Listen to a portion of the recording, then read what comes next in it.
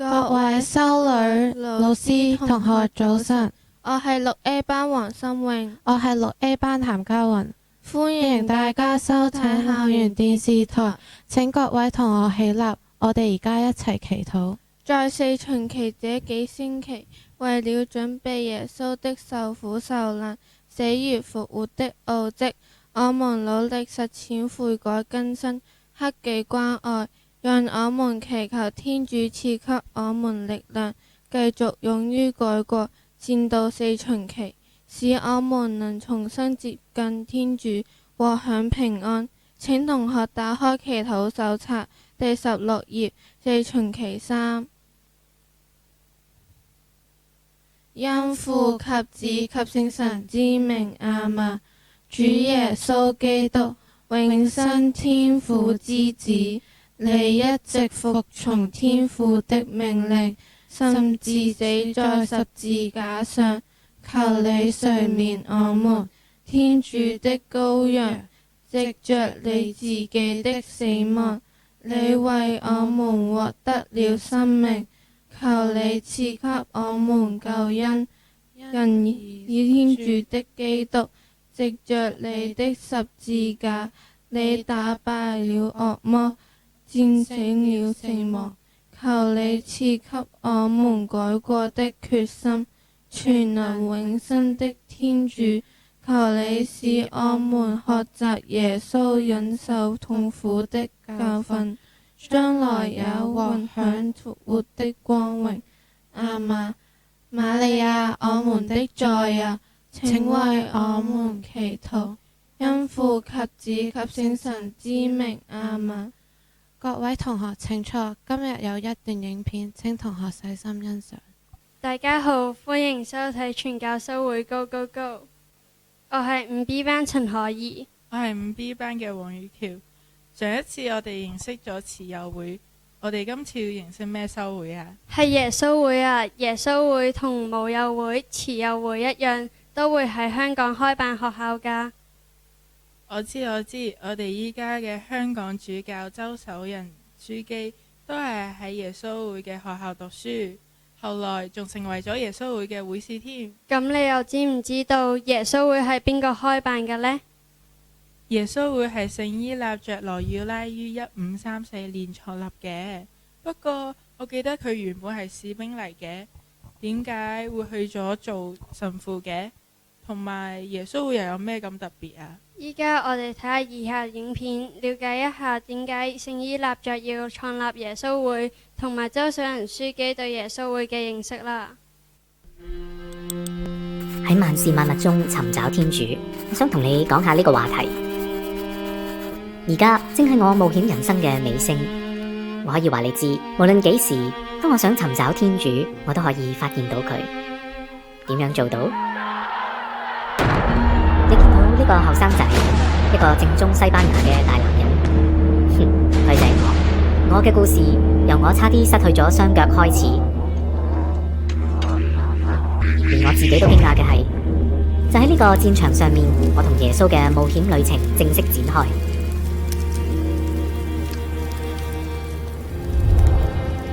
我喺病床上瞓咗足足1年，一開始我腦海入邊只有一件事，就係盡快重新開始我嘅騎士生涯。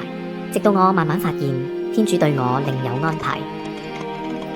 喺嗰段日子，我成日發白日夢，我打算揾幾本騎士小說嚟打發時間，但係我得到嘅就只係一本耶穌生平，同埋一本記錄咗唔同人以獨特嘅方式去跟隨耶穌嘅聖人傳記。驚訝嘅係，我竟然開始幻想呢啲故事，然後我想象自己點樣先可以做到呢啲聖人做過嘅偉大事蹟，而且我仲想為天主做更多，甚至要多過所有聖人加埋一齊所做過嘅事。喺呢一切嘅幻想入邊，我有一個驚人嘅發現。每次諗到我過住一個毫無節制嘅騎士生活，我先係感到充滿活力，但之後就變得乏味同無力。但係當我諗到我要為天主去完成偉大英勇嘅事蹟，我同樣覺得咁興奮。之後我仍然充滿精力，而且體會到一份深深嘅喜樂，係完全唔一樣嘅。呢個經驗成為咗日後喺日常生活中尋找天主嘅關鍵指南。我想要將生命徹底奉獻俾天主嘅渴望變得越嚟越強烈。對我嚟講，咁意味住要放棄騎士嘅生活，我決定要去耶路撒冷朝聖，因為我想去我嘅新朋友耶穌住過嘅地方。呢個諗法令我充滿喜樂，而呢個對我亦都係一個標記，令我知道我所行嘅路係正確嘅。我發現我竟然可以將自己嘅決定交託俾自己之外其他人嘅意願，但係我並唔係一個人喺度做決定。後嚟當我更加認識天主係邊個，同埋點樣揾到佢之後，我唔再俾一隻驢仔嚟做決定，而係天主佢本身。我繼續上路，去到一個叫芒萊薩嘅西班牙小鎮，喺嗰度我有好多新嘅領悟。我嘅心仍然有少少玩家心態，想用我之前贏取女人芳心嗰套方法嚟取悅天主。如果聖人曾經跪5個鐘頭嚟祈禱，我就跪足7個鐘。仲有一次，我決定唔飲唔食1個星期。我好盲目咁想喺同一時間之內效法所有聖人，但係咁樣令我好唔開心。事情應該係咁樣嘅，好明顯咁樣生活落去並唔係天主想要我做嘅。喺呢個經驗入邊，我意識到天主邀請緊我用我自己嘅方式去尋找佢，就好似我嘅雙眼慢慢打開咗一樣。一步一腳印，我發現自己可以透過聆聽內心最深嘅感受嚟揾到天主。我同耶穌嘅友情對此亦都好有幫助。我每日都用耶穌嘅生平故事嚟祈禱鍛煉呢種方法。我非常仔細咁留意喺我心入邊發生嘅一切，佢到底藉此邀請我去做咩？就係用咁樣嘅方式，我學識咗去分辨點樣可以更好咁調整我嘅生活，同埋更容易去揾到天主。1年之後，我終於坐船去到耶路撒冷。一次又一次，我走訪耶穌生活過嘅地方，真係夫復何求啊！企喺我嘅朋友耶穌曾經站立過嘅土地上面，呼吸住佢曾經呼吸過嘅空氣。回程之前，我再一次去到橄欖山，呢度係耶穌升天嘅地方。因為呢度冇導遊係唔准去嘅，我仲要收買嗰度嘅守衛。無他，我只係想喺耶穌最後站立過嘅地方度祈禱。當我意識到我唔知道耶穌升天時係朝向邊個方向嘅時候，我又翻佢。我想知道關於耶穌嘅一切，哪怕係最微小嘅細節。而家對我嚟講已經好清楚，一切嘅一切都係以佢為中心。當我好似囚犯一樣俾人帶住穿過市中心嘅時候，我心入邊充滿住喜樂，而我感受到耶穌同我係幾咁親近。返到歐洲之後，我開始學習生涯。我明白到你唔單止要用心靈去尋找天主，仲要用你嘅頭腦。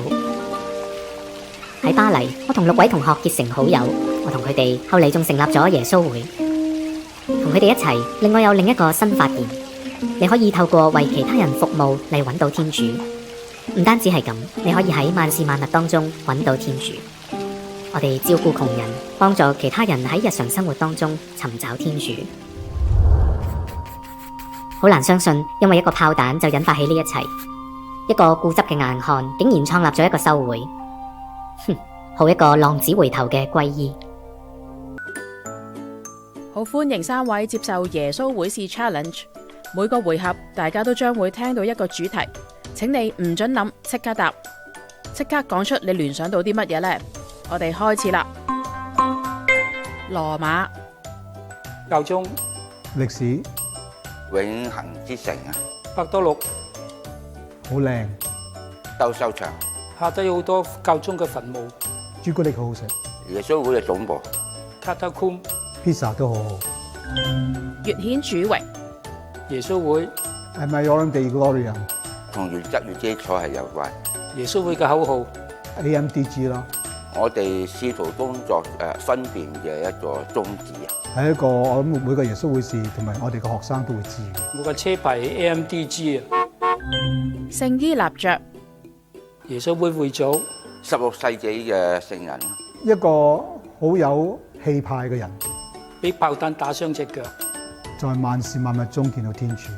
佢係一個好小嘅農村出嚟嘅，但係佢出嚟嘅視野咧係擁抱成個世界。一個好固執嘅人，自己叫自己係 pilgrim，好人亦都有嚴嗰面。佢好重視溝通啊！佢留低咗有6000封信係手寫。我哋唔止6000個 email 其實。神操、依納爵、